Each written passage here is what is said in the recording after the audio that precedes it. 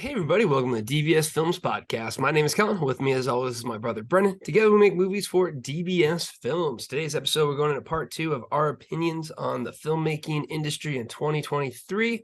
And in this episode we're really going to highlight the indie filmmaking process out there. So if there's any filmmakers out there, hopefully you guys hear a few tips and tricks from us in navigating the current landscape. As always, be sure to take a look at our Discord channel online. That's the place to be because we make movies for our fans, with our fans. So if you ever want to be part of the movie making process, if you ever wanted to have a chance to be in our movies, well, that is how you do it.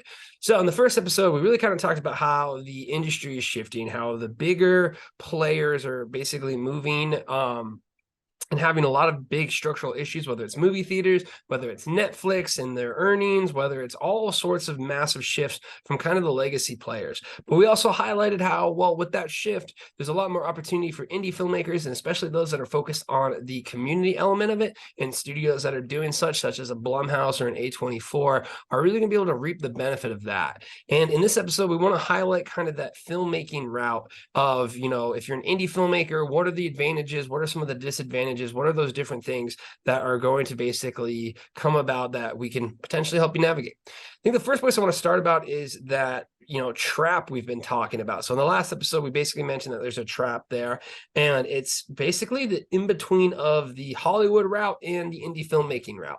And I think if you look at traditional film school, that's typically the trap they can potentially be setting you up for. Now, is it the case all the time? No, but it is something that can come about. And this trap that we're referring to is when you go down the Hollywood route, Hollywood's big advantage is they have the budget. I mean, a $1 to $5 million movie is considered low budget. That is a low budget movie to them.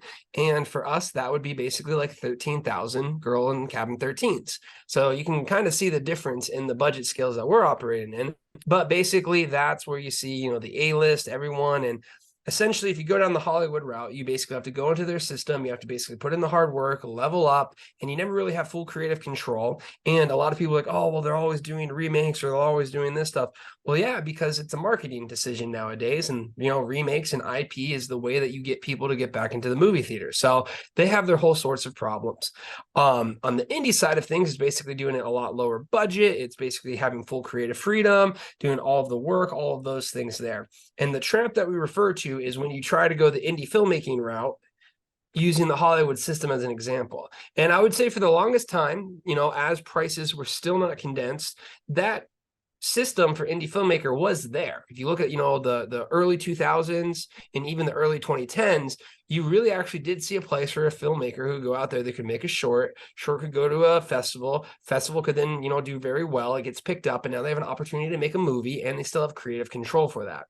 That route really has completely dried up, in my opinion, and I'm curious to see what you think about it. But that's really where the trap lies. And when you have an indie filmmaker trying to go that route, thinking they need to make a movie for 100, 200, 300, 400, 500K, basically, as you said, 50K to $1 million, is really kind of a trap for a filmmaker out there. And we hear it all the time. Not only is a trap them, financing it themselves, but them expecting that if they have a script or, these few things that they can then go and someone's going to pay for that to be made.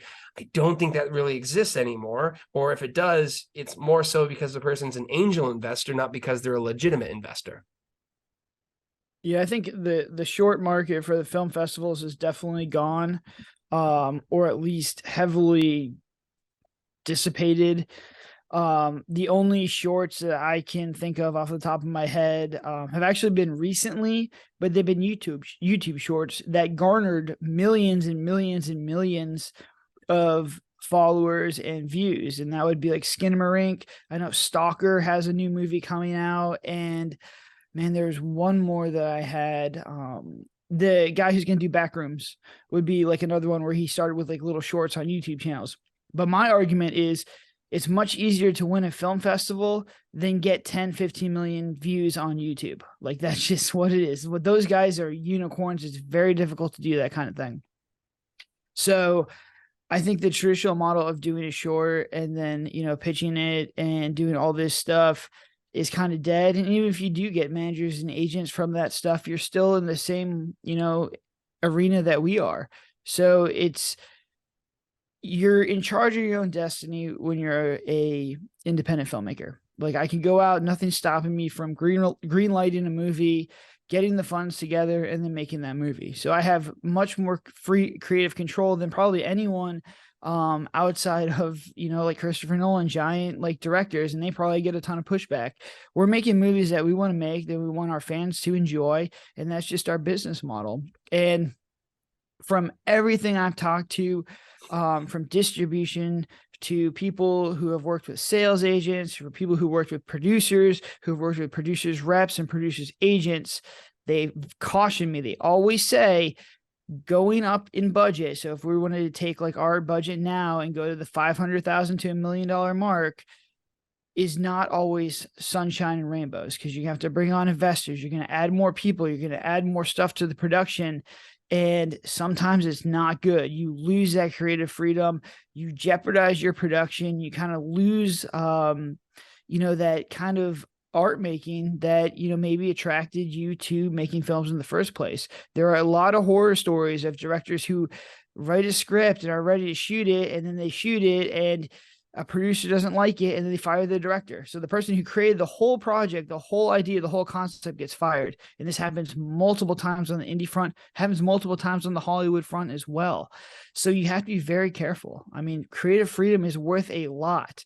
When you are an indie filmmaker, you have full creative control. Yes, your budgets may not be as much as other people. You may not have the $1 million budget, but you have the final say in every decision in that project. And to me, that's worth a lot.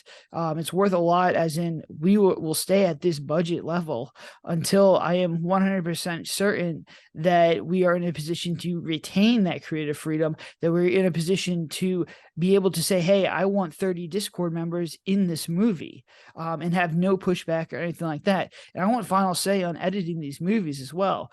Or I want to be surrounded by people who, have our best interests at heart. So, I think that's a benefit that a lot of people don't look at, as an indie filmmaker.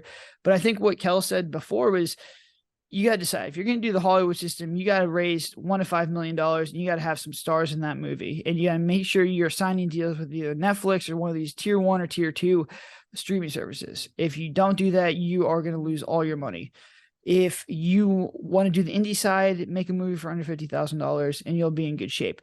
Do not try and play around in that $50 to $1 million range. It's just not going to be good. And the amount of movies that I've seen in that budget that are good are few and far between. I see a lot of good movies that are $1 million up. I see a lot of good movies that are $50,000 and below. And when I say good movies, they'll get their money back and they can hold, people's attention. And there are a lot of people who like independent horror movies, and just independent movies in general. I am one of them. There's a found footage group that is absolutely massive. There's a free movies on Tubi group that are on Facebook that it's free Tubi movies on Facebook that absolutely loves independent stuff. We built a huge community on people who like independent stuff. And this is a growing trend. People are willing to overlook, budget constraints and small issues. If they can tell a creative story, they can tell something cool. And so don't ever think that you need to have the best and brightest camera, the best lights, the best talent to push this movie. There is a huge market for independent stuff that likes the lower budget, grittier movies with a little bit more heart. Yeah, I mean, that really is the case. And I think one of the biggest questions that, we always get, and I think is just always out there in the filmmaking industry is, should I go to film school or not? And we have a huge amount of episodes kind of dedicated just to that topic in the sense of going into the details of it. But I think just to clarify, 2023, should you go to film school? You got the two paths. You got Hollywood system, you got indie filmmaking. And I would say, just to kind of sum it up quickly, if you go, I think film school and the Hollywood system works out really well, because I think what ends up happening is when you're in film school, your number one thing isn't actually learning about filmmaking, it's networking. It is making connections with people. It is making connections with people who have opportunities. It is basically trying to get as much as you can working with that. I would say if you go to film school and you do that, know you're going to put 5 to 10, maybe even 15 years of work in the Hollywood system to grow enough connections to then have the opportunity to make your movie. So I think it's going to be a lot longer of a payoff for you to go ahead and do there. But you might find yourself, and we hear it all the time, not saying that this route does not exist, but we hear it all the time from people who have put 10, 15, 20 years into Hollywood, and then at some point they get their opportunity to step up to the plate, and hopefully for them, they were able to hit a home run.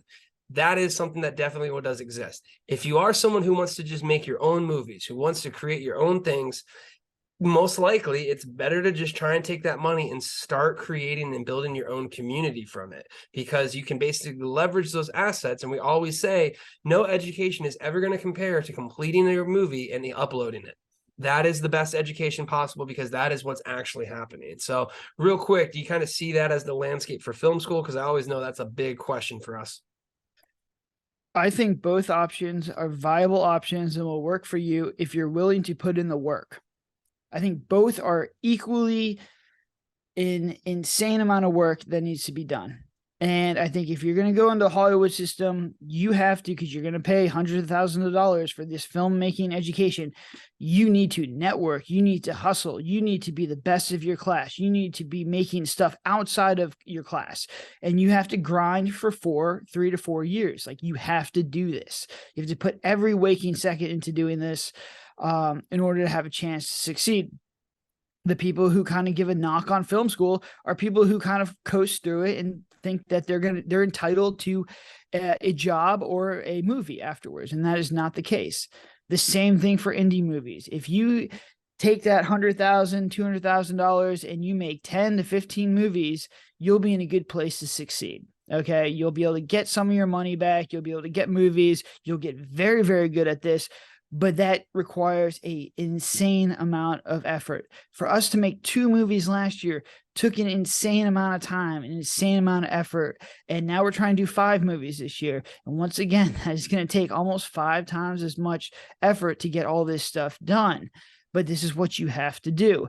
The people who go and they make a movie every 5 years and, the movie's not very good and they don't have a community and they refuse to market it because marketing is difficult, and they want to use a title that's true to their heart because they're trying to make a message. And then all of a sudden their movie comes back and it makes $300 in total. Well, you don't have the right to complain either, my friend. You have to be able to put in a lot of work. Filmmaking, if you're not in love with this thing, just don't do it. Like, there is a million other things you can go out there and put the same amount of effort and make way more money and just be way more successful and not stressed and not do this crazy endeavor. Because literally the ground is so fragile. I feel like I'm climbing up a mountain, and then every couple of days, a piece of the cliff falls off. Amazon goes from 30 cents down to a penny. It's just like, what? Like, Tubi right now, the rumors that Tubi is going to stop indie stuff. So it's like, there's just no solid traction in this industry.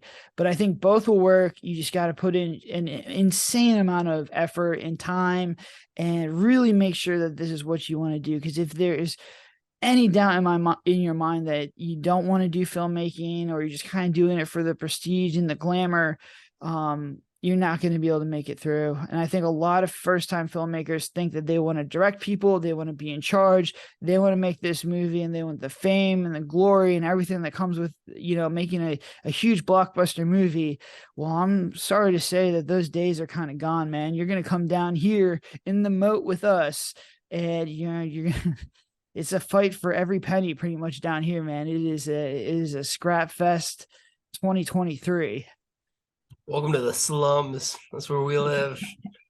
But I mean, that's basically it. You have to be scrappy. You have to be willing to fight. And, our last podcast were basically about, how quantity will lead to quality. So your focus should be on making more because you improve each time. So it's 2023. You're an indie filmmaker. You decided, hey, I want to embrace this. I listened to Brendan's dire warning and I said, yep, this is for me. What are some of our big recommendations? And I think it is, the first one is quantity over quality. And I've heard it so many times from people, and they'll be like, oh, well, you just need to make the right idea, or you need to go ahead and it's like they don't make movies. So first off, I think you need to listen to people who are actually making movies.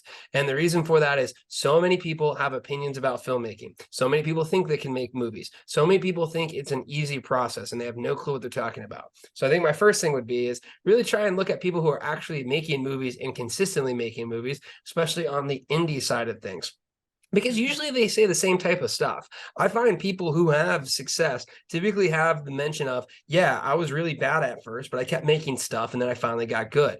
Usually screenwriters who sold things have at least 20 to 30 drafts of different stuff before they get to that. So it's usually something when people look like an overnight success, there's a lot of work behind that. So I think that's kind of one of the first things.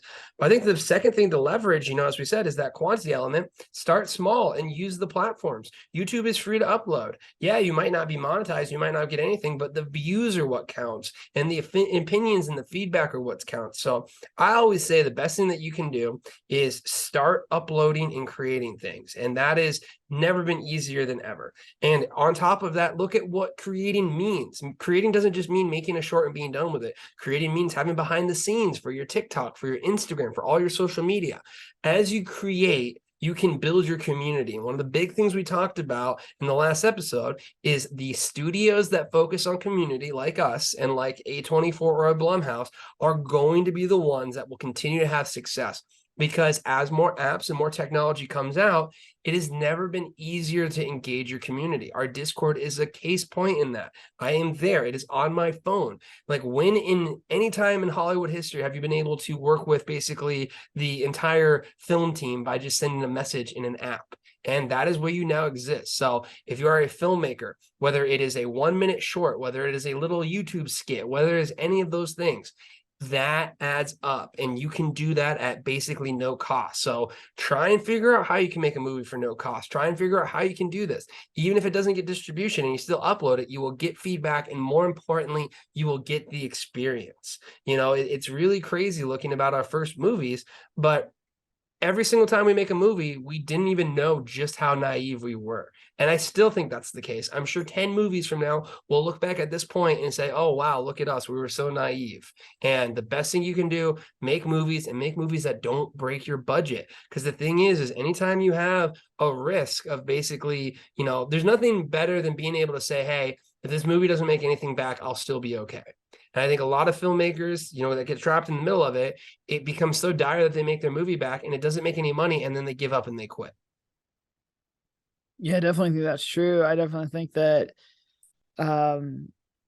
the it just goes back to, if you really like making movies, you want to make a lot of movies. And it just seems like a lot of people don't want to make a lot of movies. And it's just, there's a lot of people who make one movie and they're just like, this is not what I thought it was going to be. And making movies is a very interesting thing because everyone thinks that they can make a movie.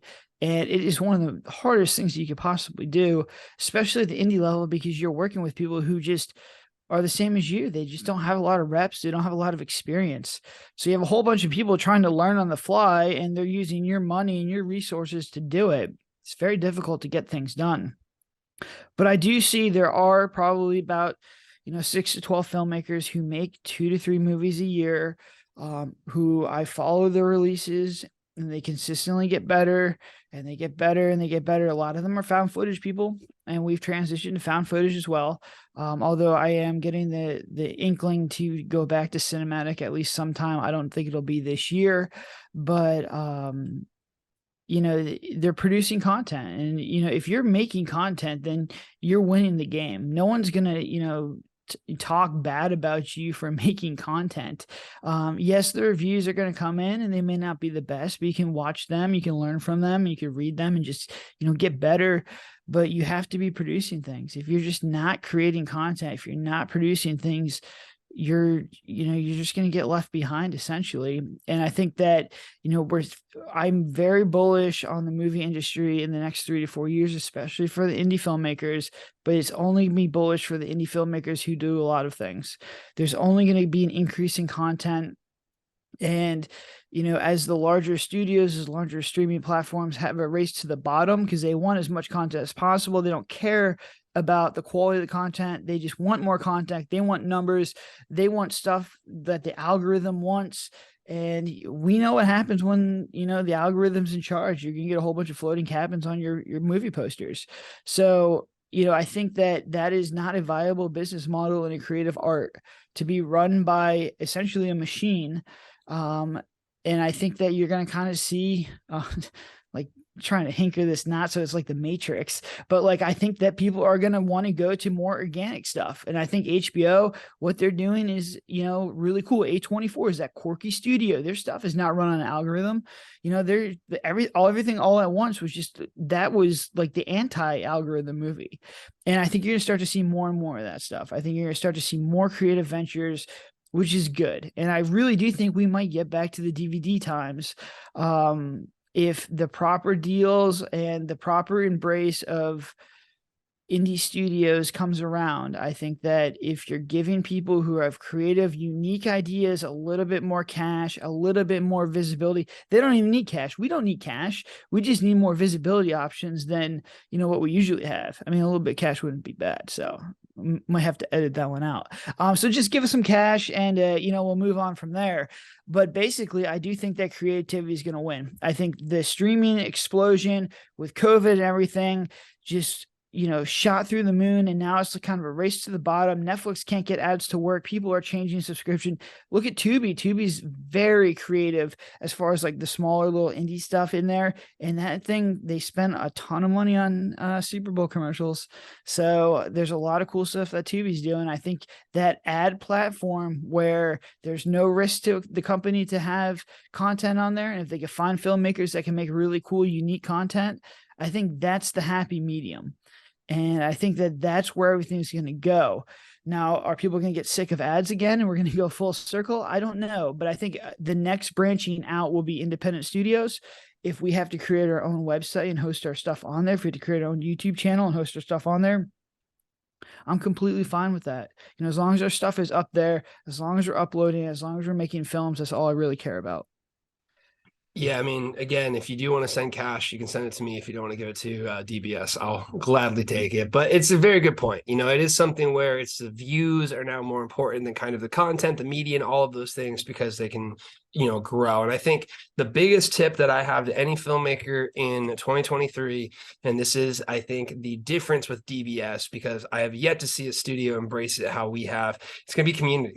Again, all of these apps, all of these technologies, all of these things allow you to actually work directly with your community. And I think for the longest time, Hollywood has taken this for granted. And this is why we're going to go ahead and steal their lunch, because they're going to continue to think that all they have to do is make a movie, throw millions of dollars at it, it'll get a bunch of ad spend, and then they'll come back to them. When in reality, I think what's happening more and more is people are getting essentially like disgruntled with just being told what to like in those rehashes. And I think, Marvel is going to be a big question mark. How long can they keep milking this superhero movies until they kind of run out of juice for it? So it's going to be very interesting with those. But the big point with the community element is now it's never been easier to engage your community. And I think while Blumhouse and A24 do a good job by essentially listening to their community, Blumhouse knows what the horror movies that they like are, so they embrace it, they lean into it. They're also very good at marketing. Blumhouse with Megan was just one of the best marketing efforts I've ever seen. They literally made that dance scene just for TikTok. I will 100% bet anything I can just so they can have a dance scene in TikTok. You know what happened? Dance was super viral. You know what they did? They had a bunch of dancing Megans out there. It was sweet. Did another great job. Smile did fantastic marketing, having that chick with the smile face just do that. So it's actually your marketing in the way that you can be unique. And now that's kind of being unique on a single movie level. And I think the next level, the way that we're ahead in this game of chess, is we don't just do it for a movie, we do it for the studio itself. We make movies for our fans, with our fans. We allow people to be in our movies. We want people to be in our movies. We want people to succeed in our community, because the more success they have, the more success we have. And I really do think, as you see a shift in community, there's a lot of absence of community nowadays, especially after COVID. You just really don't see as many people meeting up and things like that. And I think the love of creativity, the love of movie making, the love of being a creative in any fashion is something that you can really utilize to foster and create a community. People want to support you. Now, there's a lot of people who will be like, your movie sucks, I hate you. And those people, they're not creative. They've never done anything creative in their life. They're just consuming. And guess what? Great. I love you because you consume our movies. Thank you so much. But they're going to say mean and hateful things and stuff like that. You got to get used to that. What I will point to, though, is you will get people, and one of the first ones was Aries, who actually just a year ago now, I met him in person and signed the first DVD copy. He said in a TikTok live to me, how can I support you? And that in itself really shifted our entire approach to this. We now have 17,000 members in our Discord channel. And of that, I would say we have 400 super fans who are truly out there to support us because they see the project, they see the mission, they want to be part of something. And I think as a filmmaker, because of the love of filmmaking and the love of creativity, you can utilize that to build your community. So that means you have to put yourself out there. That means you have to engage. I do typically 2 to 3 hours of TikTok lives a day if I don't have anything else doing, which is typically a tough time there. But embrace that. Tell people who you are. Tell people your story. Tell people what you're doing. People will support you. And again, this is the community where when we build up our community to where I know it can get to, it doesn't matter what movie we make, it's going to be successful because we have an army behind it. And I think if you're an indie filmmaker, start doing this on whatever level you can. I would say fully mimic what we do. I would say 100% do exactly what we're doing because I think it's going to be very, very successful. I think we're only seeing the first steps in what is going to be by far the most successful new way of doing it, which is rewarding your community for each and every movie that you make. And thus you have a built-in audience forever. Yeah, and when I was talking about like the Hollywood system kind of falling apart, Netflix falling apart, some of these other streaming platforms who are refusing to really make creative content, instead are feeding the machine, um, they're going to fall apart and people are going to start to look for other avenues. Right now, there are no other avenues. There's no way to really follow indie filmmakers that make a lot of content. And then there's us now. And we're proving this model that works day by day, that people are willing to support indie filmmaking to get a different kind of movie. And the only reason it hasn't happened is because nobody else is doing it. There is a hunger for this kind of stuff. There is a community, there are communities that need to be built on this kind of stuff. And I think that's going to be the difference. And we're just probably a little bit early to the game, but I do think you're going to start to see people not following Netflix or, any of these other platforms. And instead they're going to follow the filmmakers. If DBS goes to Amazon, the DBS army goes to Amazon as well. If we go to Apple TV, they go to Apple TV. They go to Netflix, they go to Netflix. And I think the streaming platforms are going to start to see the value of that we can bring our own audience, and those deals will get better. But at that point, it's like, are you guys even necessary? If we have an army and we just put this stuff on our own website, what's stopping people from doing that? If we go and rent out movie theaters across the country and have our fans show up, we can do that. We will cut out this middleman. The middleman in this industry is way too fat, and we are coming for him. And, we will get faster, we will get stronger, and we will get leaner if that's what it takes to get this thing done. But I want to go straight to our fans. Everything that we do needs to go straight to them. All these people in the middle, they've had a nice run for the last 30 years. And we will do our best to go direct to consumer because that's what we want to do. We're here for our community. We cash for our community. Whatever will get us the most eyeballs on our movies. When we upload this stuff, the most reviews, the most people to watch, the most interaction, that is the platform that we will choose. That's really the case. And again, I think we are the bleeding edge and we're going to keep on working at it. But I think very soon after we've stolen Hollywood as lunch, you'll start seeing them saying, hey, join our community too. You could be in our movies. And by that time, it's going to be too late and we will be way ahead of that curve. So again, you want to be part of the action, be part of the success story that we are building here at DBS Films. Feel free to join our Discord channel. That is the place to be because we make movies for our fans with our fans and we always will. Until then, have a good one.